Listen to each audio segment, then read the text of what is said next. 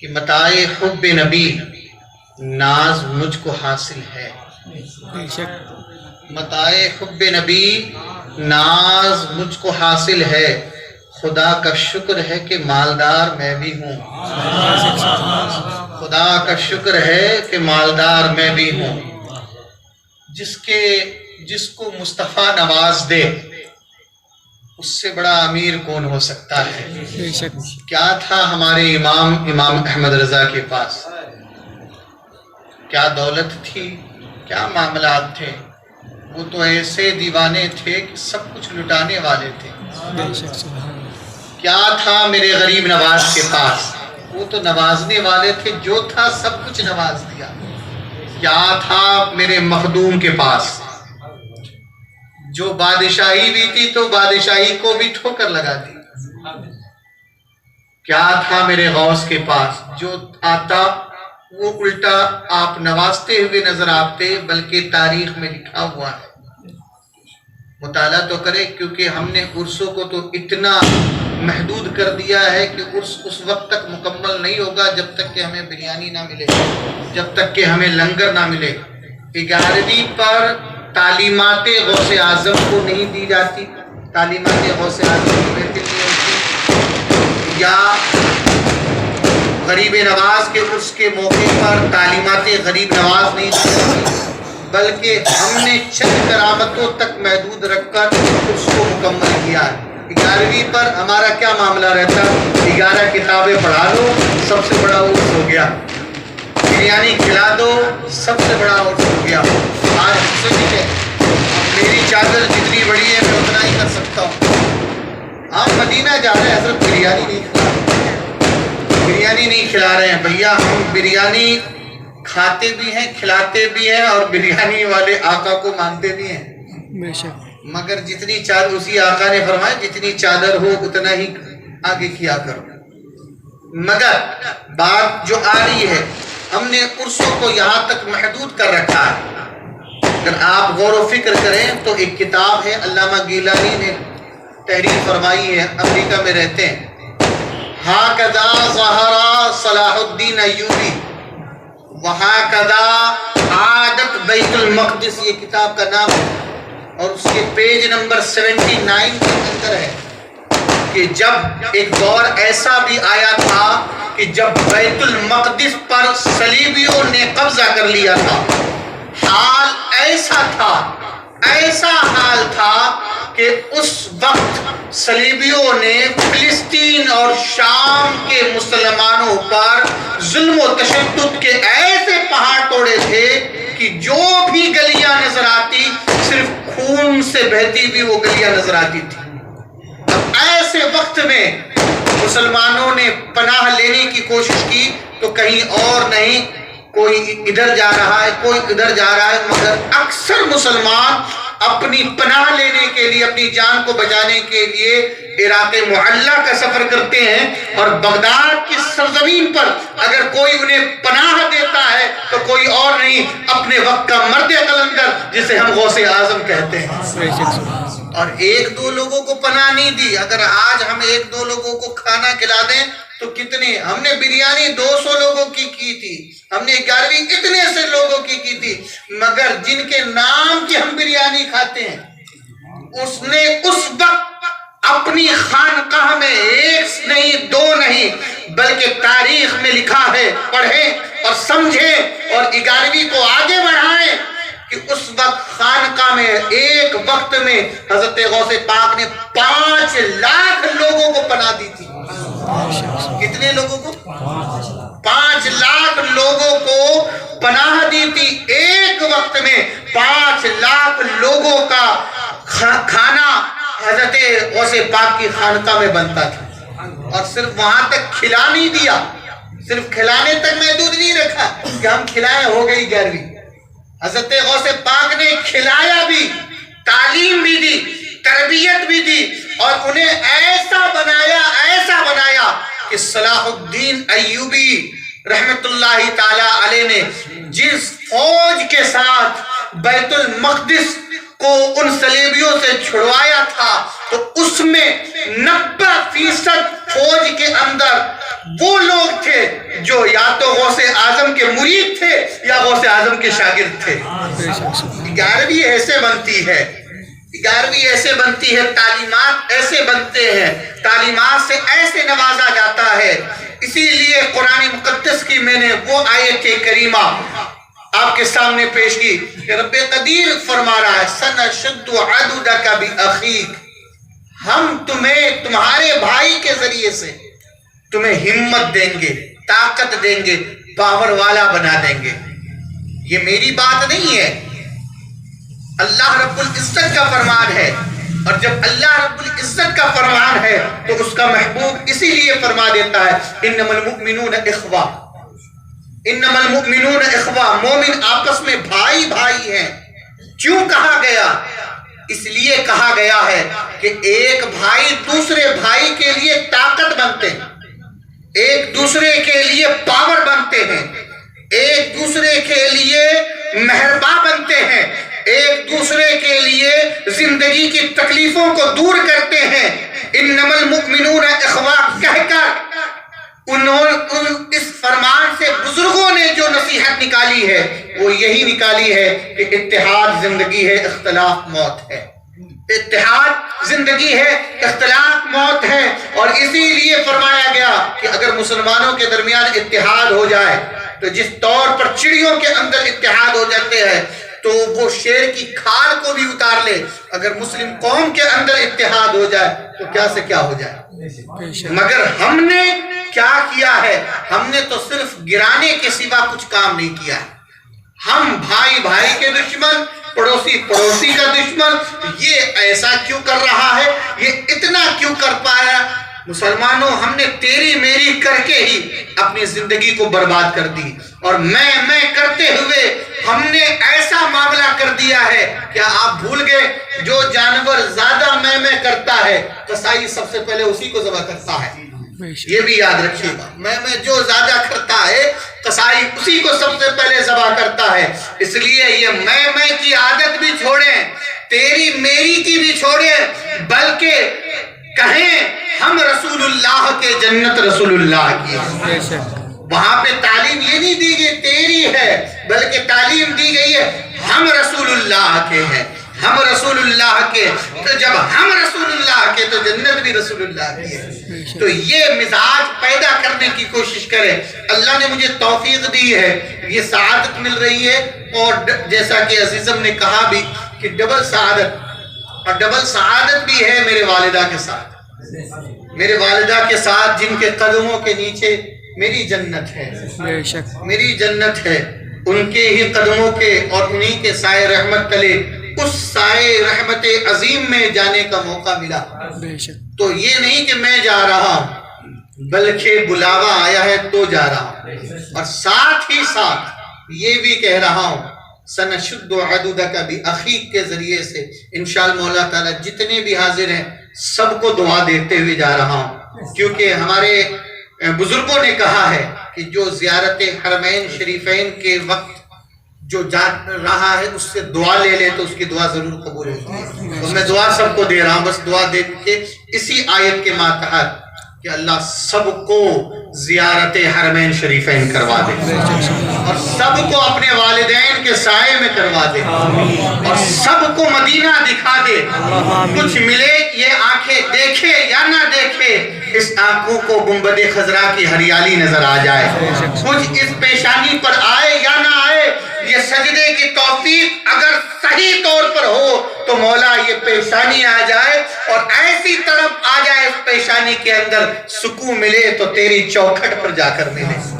یہ دعا سب کے لیے دے رہا ہوں کہ مولا سب کو وہ دیار دکھا دے، کیونکہ اللہ نے فرمایا ہے سنشد عضدک بأخیک، ہم تمہیں تمہارے بھائی کے ذریعے سے پاورفل بنائیں گے۔ تو آپ کو میں ہمت دے رہا ہوں، آپ ہمیں ہمت دیں، آپ ہمیں ہمت دیں، آپ ہمیں دعائیں دیں کہ مولا اس سفر کے تمام مشکلات کو آسانیوں میں تبدیل ہو جائے، اور ساتھ ہی ساتھ جو ذمہ داریاں میرے اوپر ہیں وہ ذمہ داریوں کو میں بخوبی انجام دے دوں، کیونکہ حرم کی زمین قدم رکھ کے چلنا، حرم کی زمین قدم رکھ کے چلنا، ارے سر کا موقع ہے او جانے والے، وہاں جانا سب کے بس کی بات نہیں ہے، بس جا رہا ہوں تو سوچ رہا ہوں کیا کروں کیا نہیں کروں اور کیسے جاؤں، کس طور پر جاؤں۔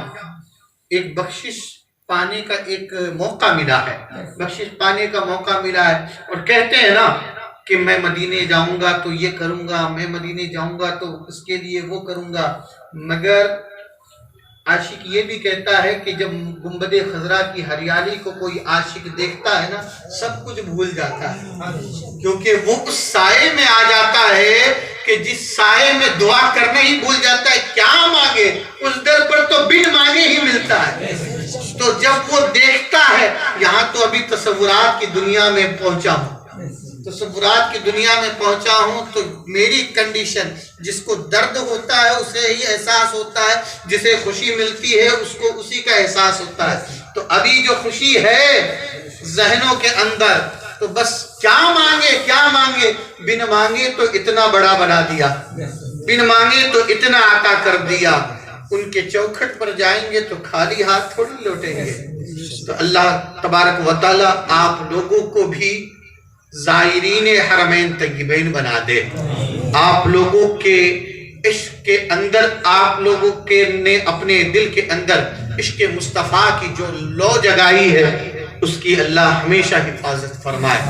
اس دور پرفتن کے اندر صرف اور صرف یہی اسی چیز کی حفاظت کیجئے، دولت کی نہ، گھر کی نہ، کسی اور چیز کی حفاظت کیجئے، اپنے ایمان کے دولت کی۔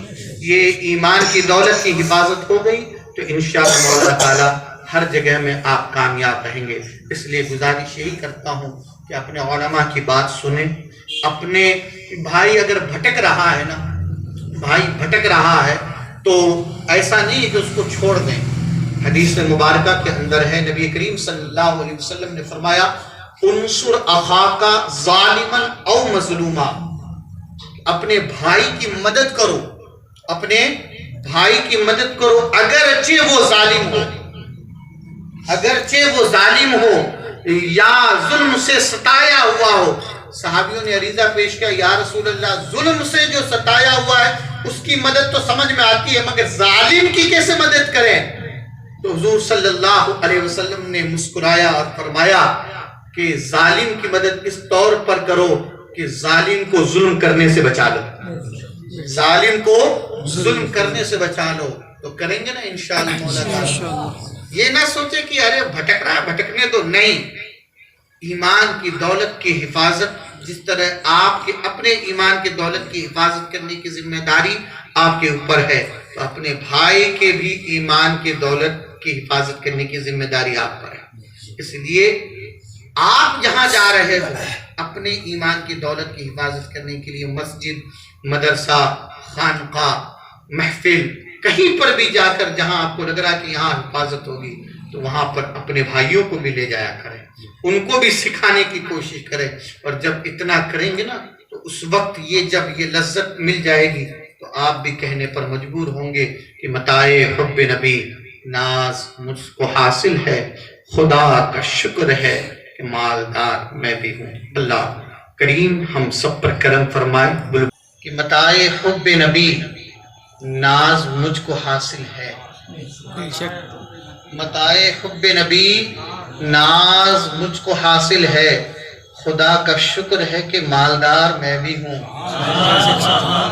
خدا کا شکر ہے کہ مالدار میں بھی ہوں۔ جس کو مصطفیٰ نواز دے اس سے بڑا امیر کون ہو سکتا ہے؟ کیا تھا ہمارے امام احمد رضا کے پاس؟ کیا دولت تھی؟ کیا معاملات تھے؟ وہ تو ایسے دیوانے تھے کہ سب کچھ لٹانے والے تھے۔ کیا تھا میرے غریب نواز کے پاس؟ وہ تو نوازنے والے تھے، جو تھا سب کچھ نواز دیا۔ کیا تھا میرے مخدوم کے پاس؟ جو بادشاہی بھی تھی تو بادشاہی کو بھی ٹھوکر لگا دی۔ کیا تھا میرے غوث کے پاس؟ جو آتا وہ الٹا آپ نوازتے ہوئے نظر آتے، بلکہ تاریخ میں لکھا ہوا ہے۔ مطالعہ تو کرے، کیونکہ ہم نے عرسوں کو تو اتنا محدود کر دیا ہے کہ عرس اس وقت تک مکمل نہیں ہوگا جب تک کہ ہمیں بریانی نہ ملے، جب تک کہ ہمیں لنگر نہ ملے۔ 11ویں پر تعلیمات غوث اعظم کو نہیں دی جاتی، تعلیمات غوث اعظم کی محفل نہیں ہوتی، یا غریب نواز کے عرس کے موقع پر تعلیمات غریب نواز نہیں دی جاتی، بلکہ ہم نے چند کرامتوں تک محدود رکھ کر اس کو مکمل کیا ہے۔ 11ویں پر ہمارا کیا معاملہ رہتا ہے؟ 11 کتابیں پڑھا لو، سب سے بڑا عرس ہو گیا، بریانی کھلا دو، سب سے بڑا عرس ہو گیا۔ آج ہم سے نہیں ہے، میری چادر جتنی بڑی ہے میں اتنا ہی کر سکتا ہوں۔ آپ مدینہ جا رہے ہیں، حضرت بریانی نہیں کھلا رہے، بریانی نہیں کھلا رہے ہیں بھیا، ہم بریانی کھاتے بھی ہیں، کھلاتے بھی ہیں، اور بریانی والے آقا کو مانتے بھی ہیں، مگر جتنی چادر اسی آقا نے فرمایا جتنی چادر ہو اتنا ہی آگے کیا کرو۔ مگر بات جو آ رہی ہے، ہم نے عرصوں کو یہاں تک محدود کر رکھا ہے۔ اگر آپ غور و فکر کریں تو ایک کتاب ہے، علامہ گیلانی نے تحریر فرمائی ہے، امریکہ میں رہتے ہیں، هَكَذَا ظَهَرَ صلاح الدین ایوبی وَهَكَذَا عَادَتْ بیت المقدس، یہ کتاب کا نام ہے، اور اس کے پیج نمبر 79 کے اندر ہے کہ جب ایک دور ایسا بھی آیا تھا کہ جب بیت المقدس پر صلیبیوں نے قبضہ کر لیا تھا، حال ایسا تھا، ایسا حال تھا کہ اس وقت صلیبیوں نے فلسطین اور شام کے مسلمانوں پر ظلم و تشدد کے ایسے پہاڑ توڑے تھے کہ جو بھی گلیاں نظر آتی صرف خون سے بہتی بھی وہ گلیاں نظر آتی تھی۔ اب ایسے وقت میں مسلمانوں نے پناہ لینے کی کوشش کی تو کہیں اور نہیں، کوئی ادھر جا رہا ہے، کوئی ادھر جا رہا ہے، مگر اکثر مسلمان اپنی پناہ لینے کے لیے، اپنی جان کو بچانے کے لیے عراق معلیٰ کا سفر کرتے ہیں، اور بغداد کی سرزمین پر اگر کوئی انہیں پناہ دیتا ہے تو کوئی اور نہیں، اپنے وقت کا مرد قلندر جسے ہم غوث اعظم کہتے ہیں۔ اور ایک دو لوگوں کو پناہ نہیں دی، اگر آج ہم ایک دو لوگوں کو کھانا کھلا دیں تو کتنے، ہم نے بریانی 200 لوگوں کی تھی، ہم نے 11ویں اتنے سے لوگوں کی تھی، مگر جن کے نام کی ہم بریانی کھاتے ہیں، اس نے اس وقت اپنی خانقاہ میں ایک نہیں دو نہیں بلکہ تاریخ میں لکھا ہے، پڑھیں اور سمجھیں اور 11ویں کو آگے بڑھائیں کہ اس وقت خانقاہ میں ایک وقت میں حضرت غوث پاک نے 5 لاکھ لوگوں کو پناہ دی تھی۔ کتنے لوگوں کو؟ 5 لاکھ لوگوں کو پناہ دی تھی۔ ایک وقت میں 5 لاکھ لوگوں کا کھانا حضرت غوث پاک کی خانقاہ میں بنتا تھا، اور صرف وہاں تک کھلا نہیں دیا، صرف کھلانے تک محدود نہیں رکھا کہ ہم کھلائیں ہو گئی 11ویں۔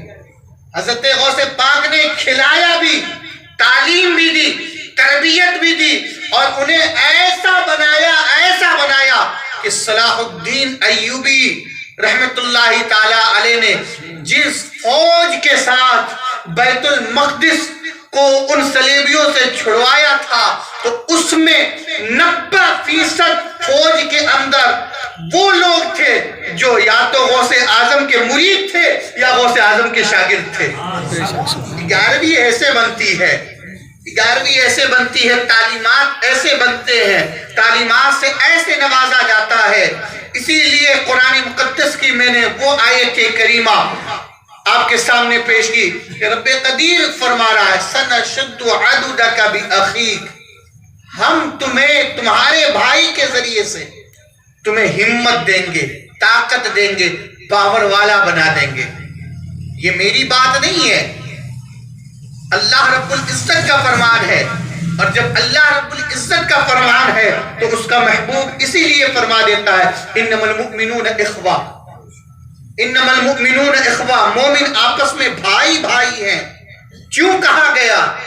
اس لیے کہا گیا ہے کہ ایک بھائی دوسرے بھائی کے لیے طاقت بنتے ہیں، ایک دوسرے کے لیے پاور بنتے ہیں، ایک دوسرے کے لیے مہرباں بنتے ہیں، ایک دوسرے کے لیے زندگی کی تکلیفوں کو دور کرتے ہیں۔ انما المؤمنون اخوہ کہہ کر اس فرمان سے بزرگوں نے جو نصیحت نکالی ہے وہ یہی نکالی ہے کہ اتحاد زندگی ہے، اختلاف موت ہے۔ اتحاد زندگی ہے، اختلاف موت ہے۔ اور اسی لیے فرمایا گیا کہ اگر مسلمانوں کے درمیان اتحاد ہو جائے تو جس طور پر چڑیوں کے اندر اتحاد ہو جاتے ہیں تو وہ شیر کی کھال کو بھی اتار لے، اگر مسلم قوم کے اندر اتحاد ہو جائے تو کیا سے کیا ہو جائے۔ مگر ہم نے کیا کیا ہے؟ ہم نے تو صرف گرانے کے سوا کچھ کام نہیں کیا ہے۔ ہم بھائی بھائی کے دشمن، پڑوسی پڑوسی کا دشمن، یہ ایسا کیوں کر رہا ہے، یہ اتنا کیوں کر پایا۔ مسلمانوں، ہم نے تیری میری کر کے ہی اپنی زندگی کو برباد کر دی، اور میں کرتے ہوئے ہم نے ایسا معاملہ کر دیا ہے۔ کیا آپ بھول گئے جو جانور زیادہ میں کرتا ہے قصائی سب سے پہلے اسی کو ذبح کرتا ہے؟ یہ بھی یاد رکھیے گا، میں جو زیادہ کرتا ہے قصائی اسی کو سب سے پہلے ذبح کرتا ہے۔ اس لیے یہ میں کی عادت بھی چھوڑیں، تیری میری کی بھی چھوڑیں، بلکہ کہیں ہم رسول اللہ کے، جنت رسول اللہ کی۔ وہاں پہ تعلیم یہ نہیں دی گئی تیری ہے، بلکہ تعلیم دی گئی ہے ہم رسول اللہ کے ہیں، ہم رسول اللہ کے۔ تو جب ہم رسول اللہ کے تو جنت بھی رسول اللہ کی ہے۔ تو یہ مزاج پیدا کرنے کی کوشش کرے۔ اللہ نے مجھے توفیق دی ہے، یہ سعادت مل رہی ہے، اور جیسا کہ عزیزم نے کہا بھی کہ ڈبل سعادت، اور ڈبل سعادت بھی ہے میرے والدہ کے ساتھ، میرے والدہ کے ساتھ جن کے قدموں کے نیچے میری جنت ہے، میری جنت ہے۔ ان کے ہی قدموں کے اور انہی کے سائے رحمت تلے اس سائے رحمت عظیم میں جانے کا موقع ملا۔ تو یہ نہیں کہ میں جا رہا ہوں، بلکہ بلاوا آیا ہے تو جا رہا ہوں، اور ساتھ ہی ساتھ یہ بھی کہہ رہا ہوں سنشد عدودک بأخیک کے ذریعے سے انشاءاللہ مولا تعالیٰ جتنے بھی حاضر ہیں سب کو دعا دیتے ہوئے جا رہا ہوں، کیونکہ ہمارے بزرگوں نے کہا ہے کہ جو زیارت حرمین شریفین کے وقت جو جا رہا ہے اس سے دعا لے لے تو اس کی دعا ضرور قبول ہوتی ہے۔ تو میں دعا سب کو دے رہا ہوں، بس دعا دے کے اسی آیت کے ماتحت کہ اللہ سب کو زیارت حرمین شریفین کروا دے، اور سب کو اپنے والدین کے سائے میں کروا دے، اور سب کو مدینہ دکھا دے۔ کچھ ملے یہ آنکھیں دیکھے یا نہ دیکھے، اس آنکھوں کو گنبد خضرا کی ہریالی نظر آ جائے، کچھ اس پیشانی پر آئے یا نہ آئے، یہ سجدے کی توفیق اگر صحیح طور پر ہو تو مولا یہ پیشانی آ جائے، اور ایسی طرف آ جائے اس پیشانی کے اندر سکون ملے تو تیری چوکھٹ پر جا کر ملے۔ یہ دعا سب کے لیے دے رہا ہوں کہ مولا سب کو وہ دیار دکھا دے، کیونکہ اللہ نے فرمایا ہے سنشد عدودک بأخیک، ہم تمہیں تمہارے بھائی کے ذریعے سے پاورفل بنائیں گے۔ تو آپ کو میں ہمت دے رہا ہوں، آپ ہمیں ہمت دیں، آپ ہمیں ہمت دیں، آپ ہمیں دعائیں دیں کہ مولا اس سفر کے تمام مشکلات کو آسانیوں میں تبدیل ہو جائے، اور ساتھ ہی ساتھ جو ذمہ داریاں میرے اوپر ہے وہ ذمہ داریوں کو میں بخوبی انجام دے دوں، کیونکہ حرم کی زمین قدم رکھ کے چلنا، حرم کی زمین قدم رکھ کے چلنا، ارے سر کا موقع ہے او جانے والے، وہاں جانا سب کے بس کی بات نہیں ہے۔ بس جا رہا ہوں تو سوچ رہا ہوں کیا کروں کیا نہیں کروں اور کیسے جاؤں، کس طور پر جاؤں۔ ایک بخشش پانے کا ایک موقع ملا ہے، بخشش پانے کا موقع ملا ہے، اور کہتے ہیں نا کہ میں مدینے جاؤں گا تو یہ کروں گا، میں مدینے جاؤں گا تو اس کے لیے وہ کروں گا، مگر عاشق یہ بھی کہتا ہے کہ جب گنبد خضرا کی ہریالی کو کوئی عاشق دیکھتا ہے نا سب کچھ بھول جاتا ہے، کیونکہ وہ اس سائے میں آ جاتا ہے کہ جس سائے میں دعا کرنا ہی بھول جاتا ہے، کیا مانگے اس در پر تو بن مانگے ہی ملتا ہے۔ تو جب وہ دیکھتا ہے، یہاں تو ابھی تصورات کی دنیا میں پہنچا ہوں، تصورات کی دنیا میں پہنچا ہوں، تو میری کنڈیشن، جس کو درد ہوتا ہے اسے ہی احساس ہوتا ہے، جسے خوشی ملتی ہے اس کو اسی کا احساس ہوتا ہے۔ تو ابھی جو خوشی ہے ذہنوں کے اندر، تو بس کیا مانگے، بن مانگے تو اتنا بڑا بنا دیا، بن مانگے تو اتنا عطا کر دیا۔ ان کے چوکھٹ پر جائیں گے تو خالی ہاتھ تھوڑی لوٹیں گے، تو اللہ تبارک و تعالی آپ لوگوں کو بھی زائرین حرمین طیبین بنا دے. آپ لوگوں کے عشق کے اندر آپ لوگوں کے نے اپنے دل کے اندر عشق مصطفیٰ کی جو لو جگائی ہے اس کی اللہ ہمیشہ حفاظت فرمائے. اس دور پرفتن کے اندر صرف اور صرف یہی اسی چیز کی حفاظت کیجئے، دولت کی، نہ گھر کی، نہ کسی اور چیز کی حفاظت کیجئے، اپنے ایمان کے دولت کی. یہ ایمان کی دولت کی حفاظت ہو گئی تو انشاءاللہ مولا تعالیٰ ہر جگہ میں آپ کامیاب رہیں گے. اس لیے گزارش یہی کرتا ہوں کہ اپنے علماء کی بات سنیں. اپنے بھائی اگر بھٹک رہا ہے نا، بھائی بھٹک رہا ہے تو ایسا نہیں کہ اس کو چھوڑ دیں. حدیث مبارکہ کے اندر ہے، نبی کریم صلی اللہ علیہ وسلم نے فرمایا انصر اخاک ظالما او مظلوما، اپنے بھائی کی مدد کرو، اپنے بھائی کی مدد کرو اگرچہ وہ ظالم ہو، اگرچہ وہ ظالم ہو یا ظلم سے ستایا ہوا ہو. صحابیوں نے عریضہ پیش کیا، یا رسول اللہ ظلم سے جو ستایا ہوا ہے اس کی مدد تو سمجھ میں آتی ہے مگر ظالم کی کیسے مدد کریں؟ تو حضور صلی اللہ علیہ وسلم نے مسکرایا اور فرمایا کہ ظالم کی مدد اس طور پر کرو کہ ظالم کو ظلم کرنے سے بچا لو، ظالم کو ظلم کرنے سے بچا لو. تو کریں گے نا انشاءاللہ مولا تعالیٰ. یہ نہ سوچے کہ ارے بھٹک رہا ہے بھٹکنے دو، نہیں. ایمان کی دولت کی حفاظت جس طرح آپ کے اپنے ایمان کی دولت کی حفاظت کرنے کی ذمہ داری آپ کے اوپر ہے، تو اپنے بھائی کے بھی ایمان کی دولت کی حفاظت کرنے کی ذمہ داری آپ پر ہے. اس لیے آپ جہاں جا رہے ہو اپنے ایمان کی دولت کی حفاظت کرنے کے لیے مسجد، مدرسہ، خانقاہ، محفل، کہیں پر بھی جا کر جہاں آپ کو لگ رہا کہ یہاں حفاظت ہوگی تو وہاں پر اپنے بھائیوں کو بھی لے جایا کریں، ان کو بھی سکھانے کی کوشش کریں. اور جب اتنا کریں گے نا تو اس وقت جب یہ لذت مل جائے گی تو آپ بھی کہنے پر مجبور ہوں گے کہ متاع حب نبی ناز مجھ کو حاصل ہے، خدا کا شکر ہے کہ مالدار میں بھی ہوں. اللہ کریم ہم سب پر کرم فرمائے.